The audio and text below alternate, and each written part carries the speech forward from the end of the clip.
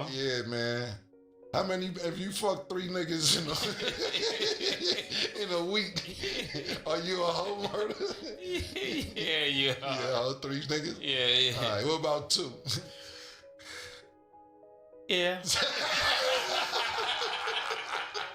happening, man? Chilling, man. What you doing? Chilling. You saw my Chiefs. We're going to get into it. Pause today. Yeah, I see. Oh, man. Feel unstoppable, you know? Yeah. When you steamrolling. You want me to go to video? I was trying to wait till later in the season, though. You sure that's your Chiefs? I'll leave it alone. I'll leave it alone this week. It wouldn't be the first time. I'm just saying it was your Chiefs. I'm just saying. My Chiefs into proving different, you know? Okay. Sometimes hoes do that, you know? Not they hoes.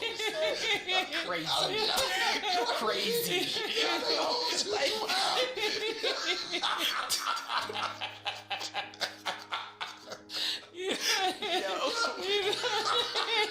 You like that? You like that response? Is that Harlem enough for you? Yeah, I understand. Gotta be quick on your feet with Killer, you know?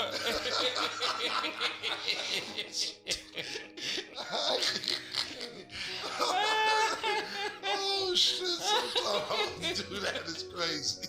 That was crazy. Yeah, let's go. Same. You wasn't even 10 seconds later. Niggas is hoes. Oh shit! It happens sometime like All that. right. You know, until further notice. Yeah, it's week 5, man. It's week 5. My Chiefs until further notice. Oh shit! Nigga, my stomach. Sometimes hoes do that. It's crazy. But you know what? Sometimes hoes do that, man. Sometimes hoes do that, man. Yeah, you didn't know. I knew hoes do that. I didn't know they was one of your hoes. That's all I was saying. I definitely know hoes do that. I didn't know you put them in one of your hoes category, but I dig it. I understand it. Yeah, we just teaching Stat the ways of the land, you know? I think Stat know. Stat know that hoes do that sometimes.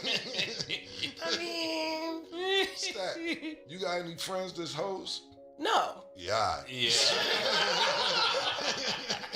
I don't. Yeah. I don't. Even if they hoes, then they ain't telling you. You ain't I got, would know. how many friends you got? About 10, 15? Close friends? I have 5 best friends. You can't have 5 best friends. Yes, you can. They're my bridesmaids. That's a whole other thing. No, you can't. Yes, you Your can. bridesmaid, you ain't get married yet. Exactly. So when the time comes, my bridesmaids already chosen. You can't have 5 Yes, you best friends. You can. ever see the movie Bridesmaids? Yes. Yeah, you see there's a whole fight behind that shit. That's not gonna happen. They all get along. That's a whole other thing. All right, Stat. You ever saw The Best Man? Yes. Things happen. Yeah. I'm good though. We're good over here. We are all good over here. My friends are not hoes. Yeah, somebody's a hoe. I'm telling you, somebody's a hoe. She might not tell the rest of y'all. One of them is hoes. I would know. Or you know, not including you, rest they might all be hoes and you just don't realize They're they not. hoes. And it's so crazy because one of my best friends is literally sitting in the thing. Like none of them are hoes. They are good. I ain't accuse her of being a hoe. I'm just saying somebody's a hoe. One of them is a hoe. They're not. I'm not going to do that to your friend who's here today. But somebody's a hoe. What do you consider a hoe? Ooh, I don't know about this conversation today. It's just whatever they want to get into, and it's Murder, what you consider a hoe? What you was just talking about. Niggas switch up. Want to be with everybody, you know? Yeah, man. How many, if you fuck 3 niggas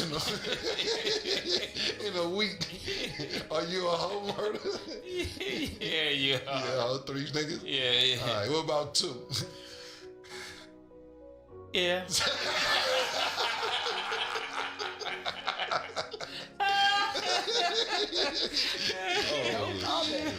Any of your friends ever fuck 2 niggas in a week that you know about? I know my friend's business, and everybody got different definitions of what they think a hoe is. See how she changed that? Nobody's a hoe. Two in the My friends are not hoes. You ain't gotta say their name, but do you got two that did? Do you got one that did two in the same week? You said you know everything. I do, and That sound like bridesmaid. That sound like 7 to 12 in a week.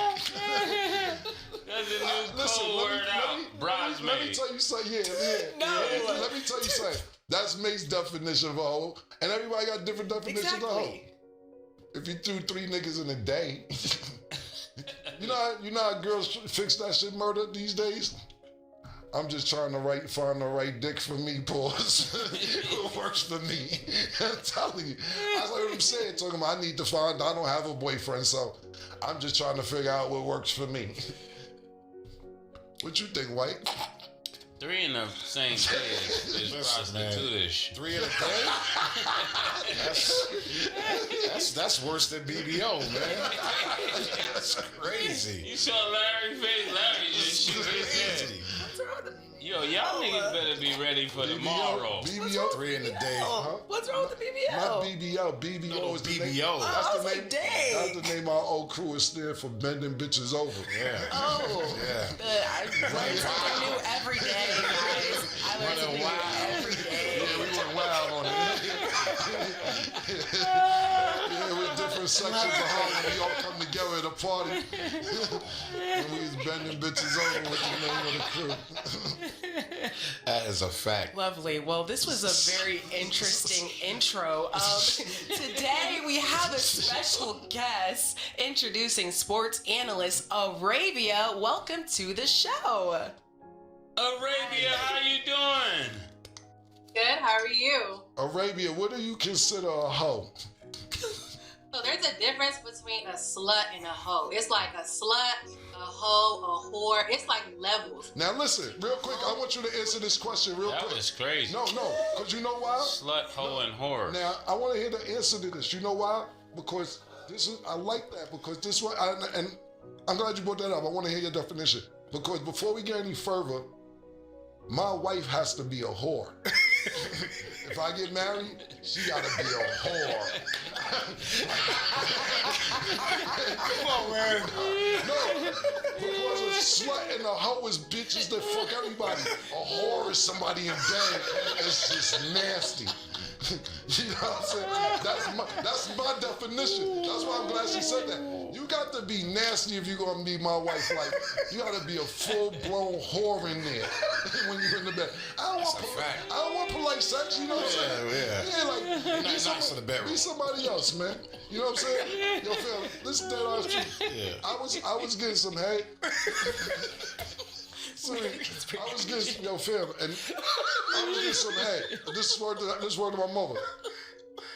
I was choking the bitch, and I was like, yo, you ready for me to come in your mouth? And I won't let her up to talk. She went like this. Yeah. Say, yo. Fucking man, I like that right there. Sorry, murder, we get too deep. Sorry, murder. I'm just saying. My bad, Arabia.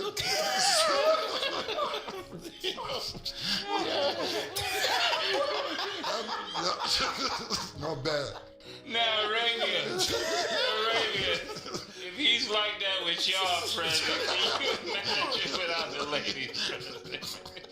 Alright, go ahead, don't be a whore and see if niggas don't cheat on you.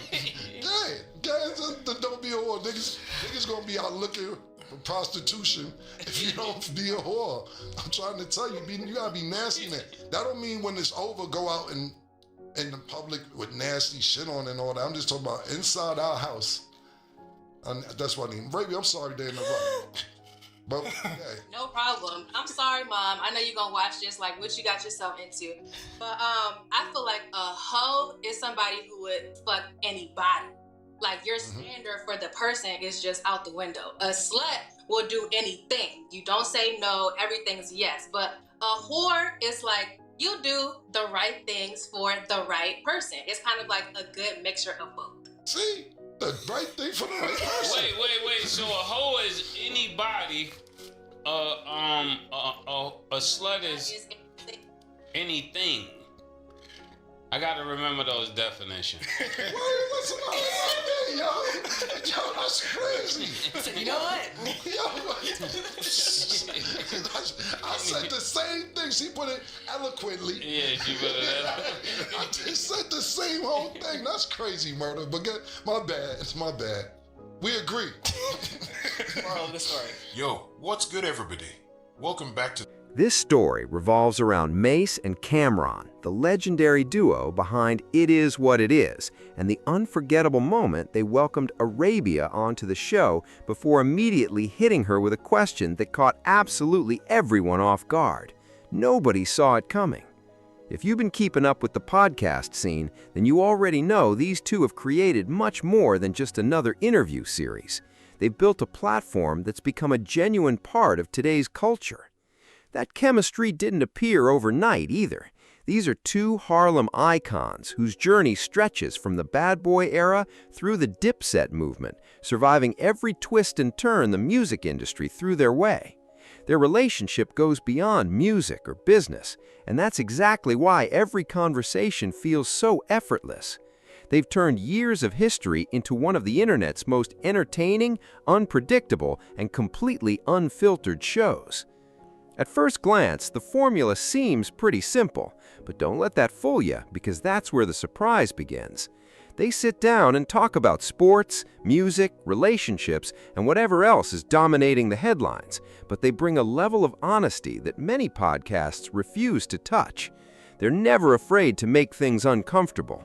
They joke with each other, challenge their guests, and ask the questions everyone else is too careful to bring up.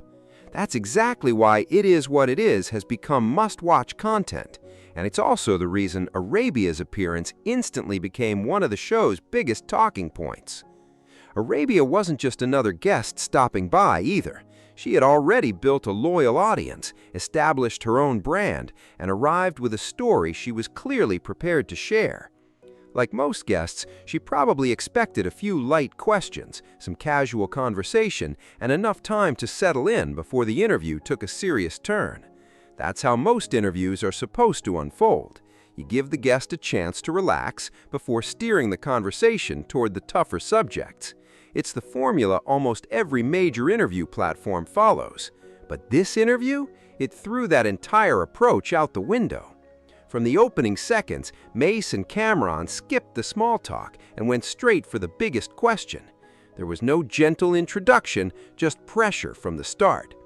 If you've watched the show before, then you already know their chemistry creates those unpredictable moments where one unexpected question completely changes the energy in the room. And that's exactly what happened here. Arabia had barely settled into her chair before the conversation took a surprisingly personal turn. It was like facing a fastball before you even had time to grip the bat, and you could instantly feel that everything in the room had changed. Then, the internet reacted exactly the way you'd expect. Within hours, clips from the interview were everywhere on social media, and people couldn't agree on what they had just watched. If you scrolled through X, Instagram, or YouTube, you found endless debates breaking down every second of the exchange. Some viewers thought it was hilarious and replayed the clip over and over just to catch every facial expression and awkward silence. Others believed that the opening question crossed the line and should have come later after more trust had been established between the hosts and their guest. Then there were those who believed It Is What It Is has successfully rebranded Mase and Cameron from music icons into one of the most entertaining duos in the modern media space. Regardless of where you stood, there's no denying that It Is What It Is has become a world unto itself. The podcast has had everyone from Ice Cube to Des Bryant stopping by, and each episode feels like one long, unfiltered conversation. It's the formula that most media outlets try to replicate, but can't seem to get right. If you don't already know, it's called It Is What It Is for a reason, because these two don't hold back for anyone. Not even for a guest they just welcomed 5 seconds ago. were fans who argued this is precisely what makes the show different from everyone else. Mase and Cameron aren't trying to deliver polished interviews that feel carefully rehearsed. They go after genuine reactions, real tension, and authentic conversations, even if that means throwing a guest into the spotlight before they're completely ready. And you won't believe how often that approach creates the moments everyone ends up talking about. What made the entire exchange even more compelling was the way Arabia handled the pressure. This is where everything took a turn that few people expected. Instead of hesitating, avoiding the question, or searching for an easy way out, she met the moment with confidence. She answered directly. She stood firmly behind what she said. That alone earned her respect from many viewers who initially felt the interview had started on an uncomfortable note. In hip-hop, people have always respected those who stay calm when the spotlight gets intense, and Arabia showed exactly that kind of composure. She came across as genuine, self-assured, and completely unfazed. As the conversation continued, the early tension slowly gave way to mutual respect between everyone involved. If you've followed Cameron for any length of time, then you already know his interview style is anything but ordinary. He rarely asks questions in a straightforward way. Instead, he'll just casually throw out a comment as if he's just thinking out loud. That's what makes his approach so effective, because guests often don't even realize they're answering a major question until they're already deep into their response. And that's a huge reason these interviews keep producing viral moments that people can't stop discussing. Cameron's ability to read people is impressive on its own, but Mase brings a completely different strength to the conversation. He knows when to stay silent, observe everything happening around him, let the tension build naturally, and then hit with the one follow-up question everyone at home is already thinking. He's the calculated finisher, while Cameron keeps the pressure coming from every angle. That contrast is exactly what separates their interviews from almost every other podcast in the game. One creates the momentum, the other delivers the knockout timing. Put those two styles together, and you get a formula that's impossible to predict, and that's what keeps viewers coming back. This episode highlighted that chemistry from beginning to end. The opening moment with Arabia instantly set the tone, and once the initial tension faded, the conversation grew into something much deeper and more revealing. Arabia opened up about her personal journey, the obstacles she's faced, and what it's really like trying to build a public image while constantly facing criticism online. Viewers were introduced to a version of her that many had never seen before. She seemed more sincere, more reflective, and far more open than anyone expected. That's what separates a podcast people remember from one they forget. It's not about making every guest feel comfortable. It's about creating conversations that feel real. And this episode delivered exactly that, in a way heavily polished interviews rarely ever can. Now here's where the story becomes even more interesting. One of the biggest reasons this interview exploded online wasn't just because of the question itself, it was also because of the people asking it. When Mase and Cameron speak, audiences listen because they've spent decades earning credibility in hip-hop. They've experienced the highest highs, survived the toughest setbacks, reinvented themselves more than once, and somehow remained relevant through every generation. That history gives their opinions real weight. So when they ask something direct, most viewers don't immediately assume it's just for shock value. They believe there's real curiosity behind it. And that's exactly why these moments spread so fast across social media. Situation felt surprisingly familiar. Almost everyone has faced a moment where an unexpected question completely changed the atmosphere, whether during a job interview, a first date, a family gathering, or another uncomfortable conversation. Watching Arabia deal with that kind of pressure while the cameras were rolling made everything feel even more relatable. Instead of panicking or shutting down, she stayed composed and answered with confidence. That confidence resonated with a lot of viewers, including many who had never followed her before. It almost felt like watching someone pass a pressure test that most people aren't even sure they could handle themselves. This interview also reflects a much bigger shift happening across today's podcast landscape. Audiences are growing tired of conversations that feel overly produced, heavily edited, and packed with rehearsed answers. People now want authenticity. They want real discussions filled with awkward pauses, unexpected moments, and honest emotions. Mase and Cameron recognize that long before many other creators caught on. They understand that uncomfortable moments often become the most memorable ones. That's a huge reason their show continues dominating online conversations while so many other podcasts struggle to leave a lasting impression. As the interview moved forward, the discussion expanded well beyond that unforgettable opening exchange.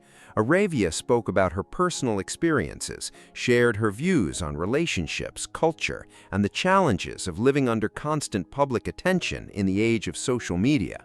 Throughout it all, Mase and Cameron balanced humor with serious conversation in a way that kept everything engaging.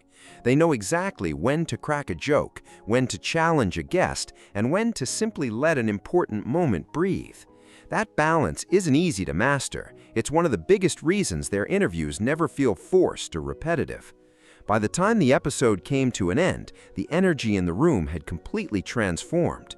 What began with surprise and tension slowly evolved into an open and respectful conversation where everyone looked far more comfortable.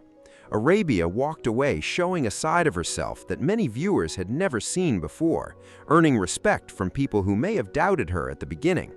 Mase and Cameron once again proved why their chemistry works so well in unscripted situations where absolutely anything can happen. The interview shifted from confrontation to connection, and those are the moments people remember long after the cameras stop rolling. If you've been on social media since this interview was released, then you already know the conversation hasn't slowed down. Clips are still spreading across every major platform, reaction videos continue piling up, and the comment sections remain filled with debates. Whether you think that opening question crossed the line or believe it was exactly the kind of honesty podcasts need today, one thing is impossible to ignore.